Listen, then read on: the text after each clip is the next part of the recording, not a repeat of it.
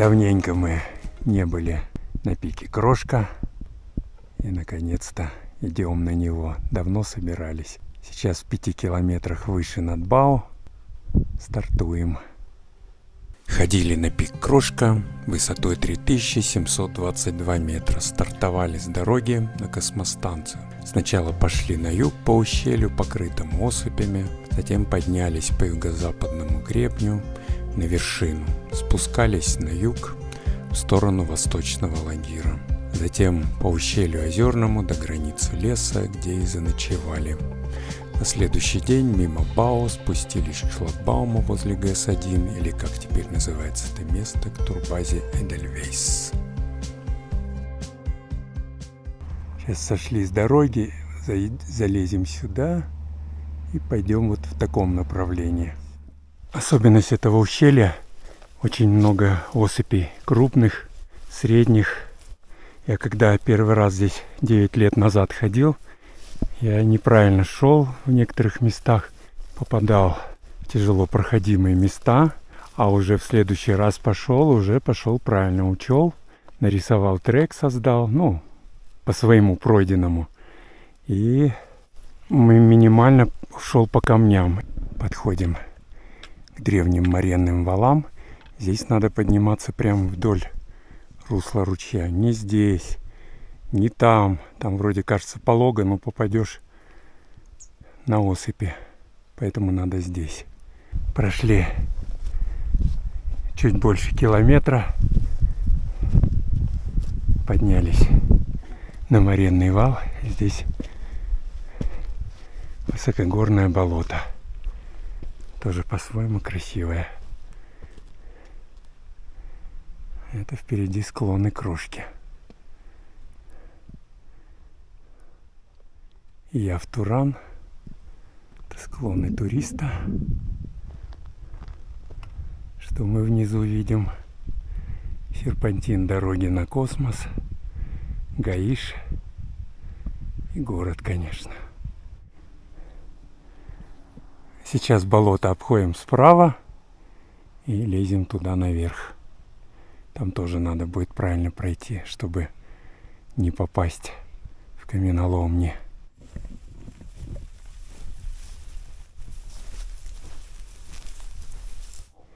Поднялись на очередной уступ. Болото внизу. Ландшафты Шотландии. Да, если бы здесь воды побольше было бы, здесь образовалось бы, возможно, небольшое озерцо.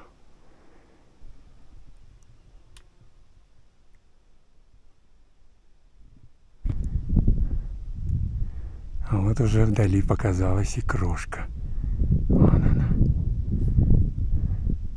Никогда не пользовались изотоником и, наконец, решили воспользоваться. Посмотрим, поможет нам в чем-то, нет. Иногда, конечно, и усталость бывает. Не иногда, а часто. И судороги бывают. Посмотрим. Правда, поход короткий, всего 2 дня. Особо, наверное, не скажется никак. Процесс пошел. Прям как шипучий этот аспирин, да? Ну да. Цвет приятный, розоватый. Барбарис. Сейчас будем пробовать на фоне Крошки. Вкус классный. Чувствуется прям барбарис. Классно. Ну хорошо. Прям напиток получился. Попили, подкрепились изотоником. Идем дальше. Сейчас примерно вот так. И надо вот, я насколько помню, справа вот от этой марены. Сюда уж-то точно не надо соваться.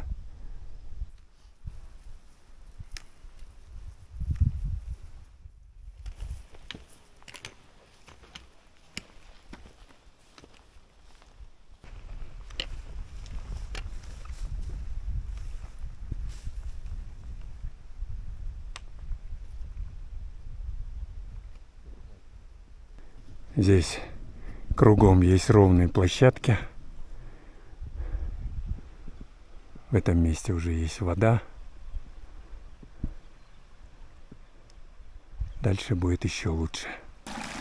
Так что вода на маршруте есть, питьевая.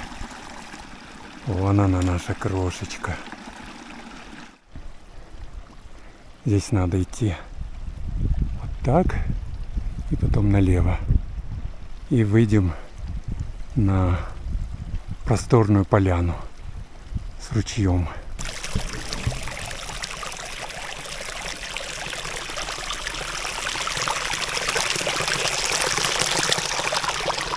Через 3 километра пути вышли на совершенно замечательную поляну. Такая плоская, травянистая, есть ручей. Так и хочется здесь стать лагерем. Но у нас первый вариант и был такой. Идти от шлагбаума, от коммунальника. Здесь поставить палатку, сходить на крошку и заночевать здесь. Ну, в который раз заленились и уже доехали до входа в это ущелье. Оно на карте обозначено, кстати, Сарабулак. И хотим теперь уже с рюкзаками подняться на крошку, ставить рюкзаки на перевале и затем спуститься в Алагир. И дальше уже к озеру. Мы там не ходили пока еще, не спускались с этого перевала.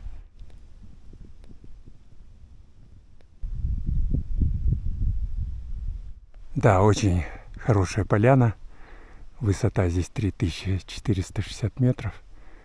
Пожалуй, вот здесь, наверное, можно палатки ставить. По-моему, никому не опасно здесь. Все камешки далеко. Ну, потенциально, конечно, все что угодно может прилететь, но давно здесь ничего не было. Это и до сюда не долетало. Ну, совсем там близко. Ну, тоже можно, но здесь уже... Да, и здесь можно. О, стол. Да, тут и стол есть. Да, стол, стул. Да, хорошее место, но уже мы сюда не вернемся.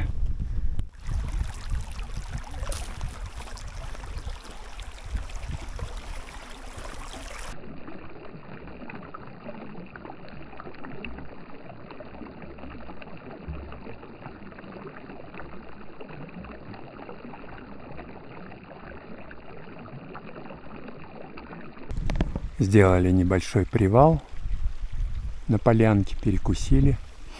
И сейчас пойдем сначала на этот перевал, он высотой 3600, а потом будем проходить через эти жандармы и поднимемся на крошку.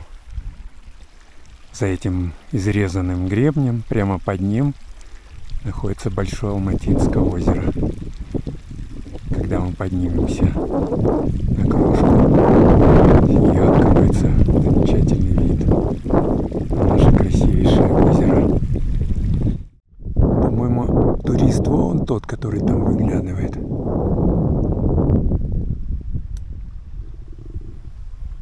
А это Туран. Я как-то прям вот здесь вот. Сначала на турист поднялся, потом на Туран, потом вот здесь спускался. Давно это было. Тут не так-то просто.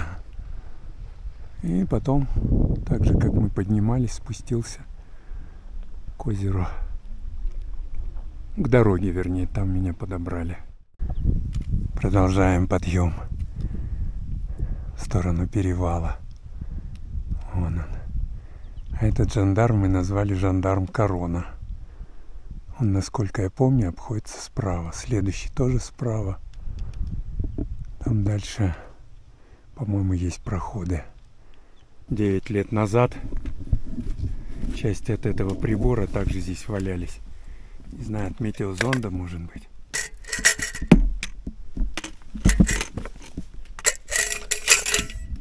Так и лежат. Ну, советское производство еще. Микросхема еще 155 серии ТТЛ. Транзисторно-транзисторная логика.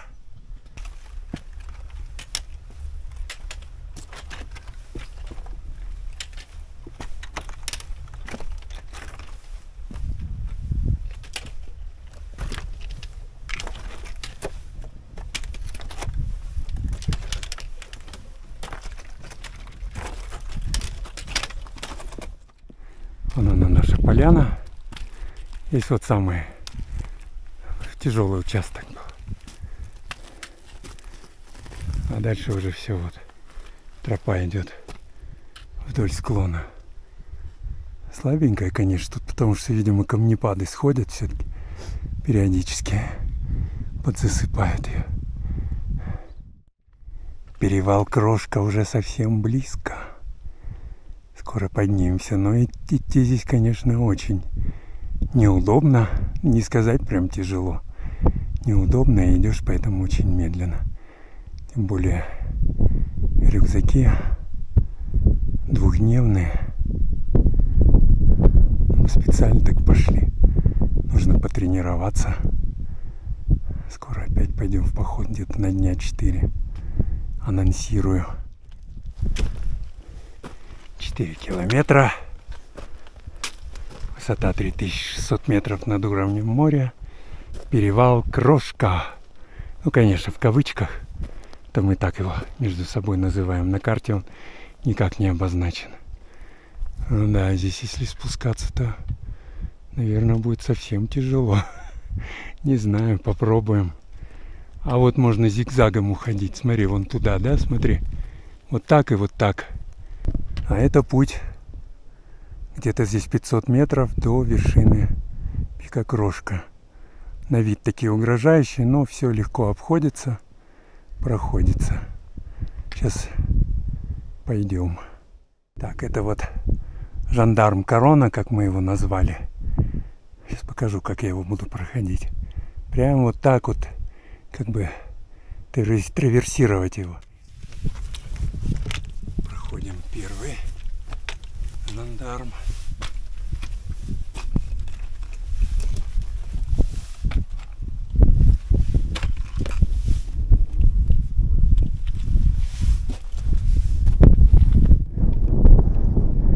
Прошел жандарм Корона, как мы его назвали. Следующий можно слева, справа. Я пойду справа. За ним опять будет гребешок. И следующие два жандарма, вот, которые видны. Там проход между ними. Ничего не надо траверсировать, обходить там выше. Просто проход. Вот следующие скальники. Вон он проход между скальниками. Тропа идет. Очень удобно, совсем не сложно. Я смотрю тут на юг. Такая тропа. Здесь основная масса горновосходителей оттуда восходит с Салагира. Ну, у нас рюкзаки на перевале, поэтому мы будем с перевала спускаться. Здесь сейчас хорошо идти. Много лет назад здесь не было никакой тропы. А сейчас прям тут хорошая тропа. Внизу перевал. Проходим последние скальники.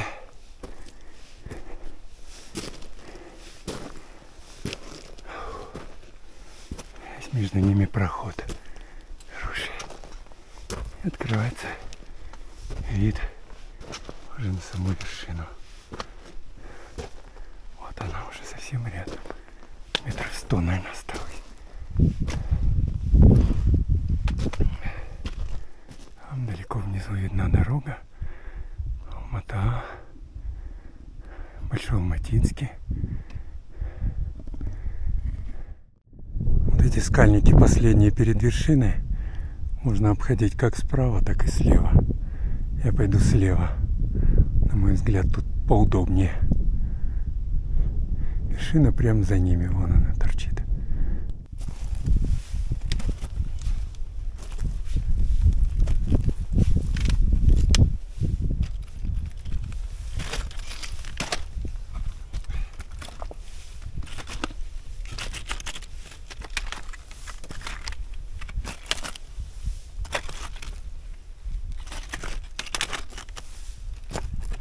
Вот такой подъем. Сложного нет ничего.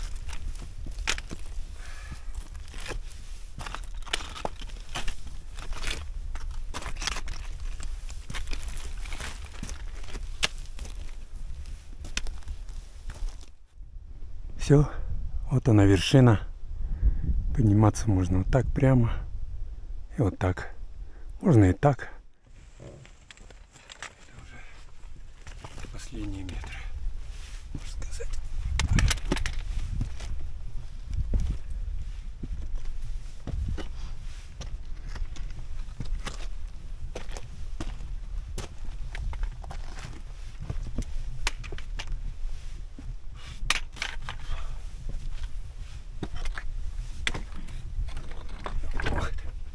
Живой.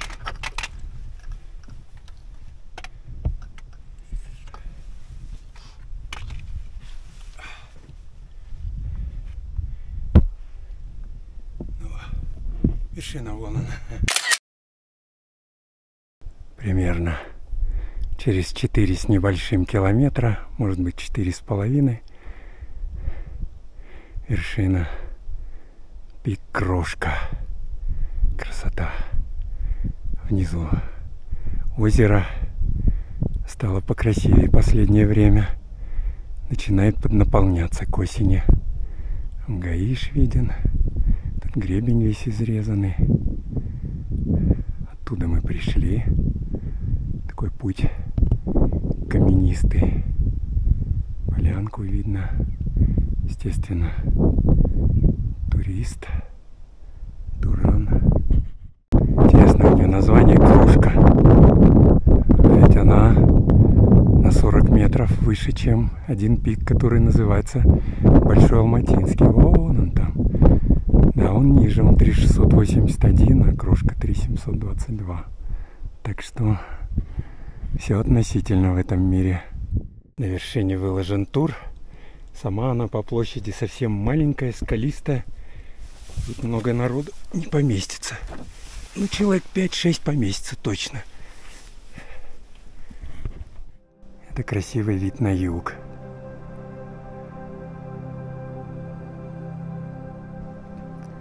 Очень красиво. Слышно, как внизу шумит озерная речка. Гераневая поляна. Народ собирается там, потом идет на пик Советов. И, конечно, прекрасное озеро.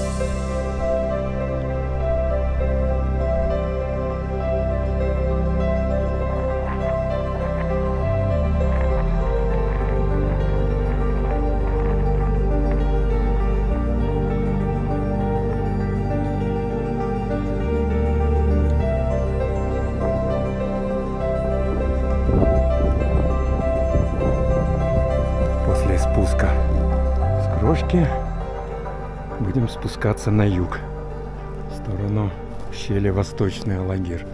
Ни разу здесь не спускались, что-то прям в лоб, что ли, спускаться. Да, здесь есть следы. Сейчас попробуем в лоб, если что, будет сильно круто, вправо идем. Ну, попробуем. Слышные голоса, с пика турист. Мы им ответили. Они нам потом тоже прокричали. Ну и немного нарушили покой. Хотя мы не сторонники криков, оров всяких в горах. Но здесь надо было. Начали спуск. Вообще это одно из моих любимых покрытий в горах. Из любимых грунтов. Мелкая сыпуха, правда, вперемешку с камешками. Ну, он так подтормаживает даже. Спуск очень крутой. Там дальше еще, по-моему, круче будет. Пока идется, но если что, уйдем сюда вправо. Нет, все-таки напрямую в лоб неудобно оказалось спускаться. Ну, по крайней мере, нам. Там камни увеличились в размерах. Спускаешься, тонешь, они едут за тобой, там шлейф. Перешли сюда направо на травку. И здесь спускаемся.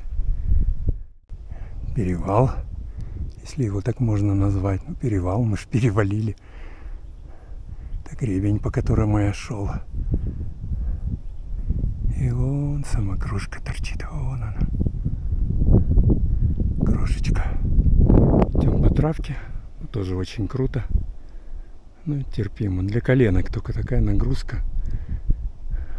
Спустились с перевала. Самый крутой участок прошли. И здесь на ровной площадке у нас обед. Сухомятку. Блины с печенью. Хлеб домашний с куриными отбивными. И 2 маффина. Запиваем изотоником. Приятного аппетита.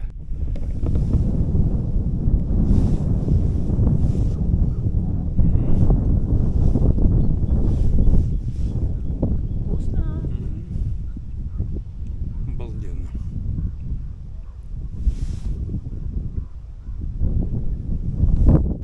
Пообедали с таким прекрасным видом.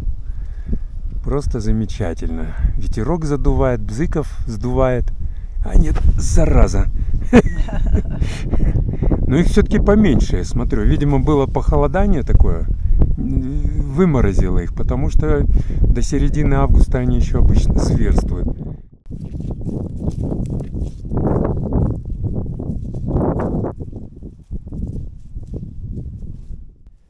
Переходим русло. Сухое русло восточного лагера. Сель опасное место, здесь сходил сель. Спустились с перевала. Вон он. За где-то 1,8 км 600 метров по вертикали сбросили. А крошка... Трудно, не видно почему. Вот он, вон она там стоит. Если что, стрелка. Все.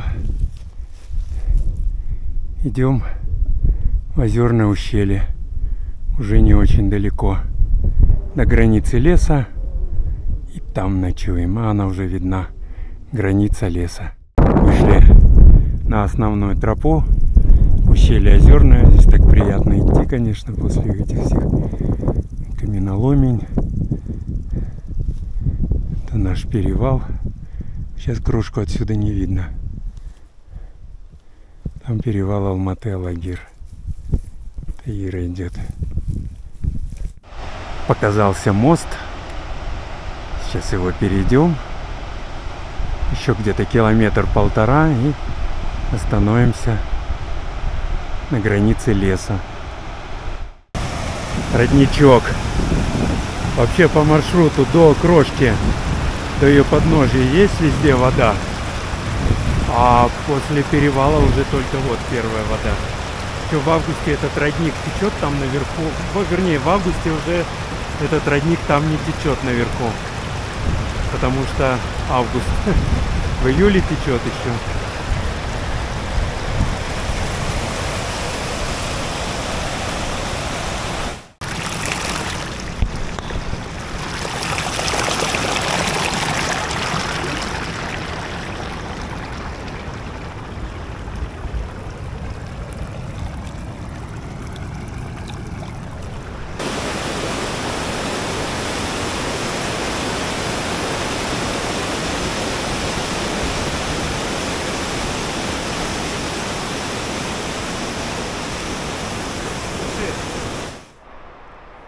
Вдали показалась наша БАО. Это означает, что мы скоро придем на место нашей стоянки. Пришли на границу леса. Здесь решили переночевать. В том году здесь тут было так все подзаброшено. Я это отмечал, когда мы в большой кругосветке шли. Все площадки были поплывшие. Ну, практически, да, все. А в этом году, смотрю, тут прямо оборудовали все. Подкопали. Выровняли. Несколько площадок там. Здесь у нас кухня. Будем скоро ужинать. Рядом родник. Можно там набирать. Можно здесь. Но внизу удобнее. Да, оборудуемся. Иришка уже переоделась, утеплилась. Прохладно. Здесь высота сколько? Где-то 700, 2650. Ага. Прошли 10 километров. Конечно, этот маршрут ходится он за один день. Ну, мы изначально спланировали с ночевкой. Нам хочется переночевать. Тогда можно за один день. Это пик Советов. Сегодня что-то прохладненько, прям не так, как в июле было. Все-таки август, хотя погода такая теплая. Переоделись, пуховички надели. Переночевали, позавтракали, собираемся. Ночь была теплая, но немного сыроватой. Отправляемся домой через Большое Алматинское озеро.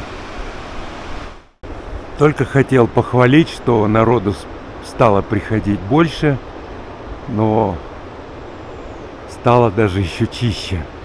Но к кладбищу старых советских банок еще и добавляют и свои новые. Ну как же так, а?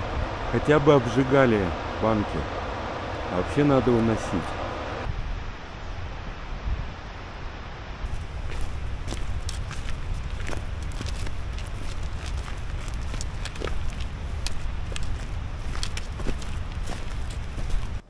Пик Озерный. Хотели на него сходить, но говорят, туда пропуск нужно оформлять. Неохота. Может, кто ходил без пропуска? Можно без пропуска. Озеро подзаполнилось. Стало покрасивее. Самое красивое оно в октябре.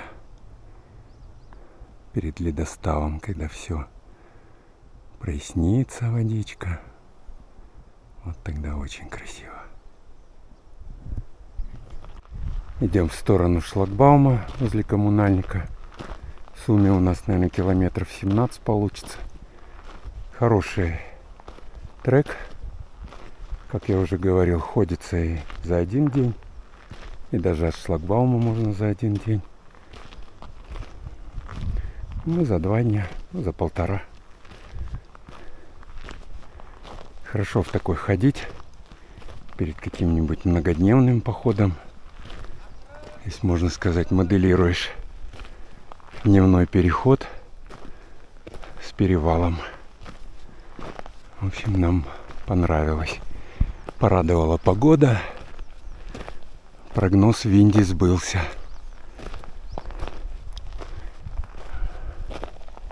Дальше уже снимать не буду. Там стандартная неинтересная дорога вдоль трубы. На этом все.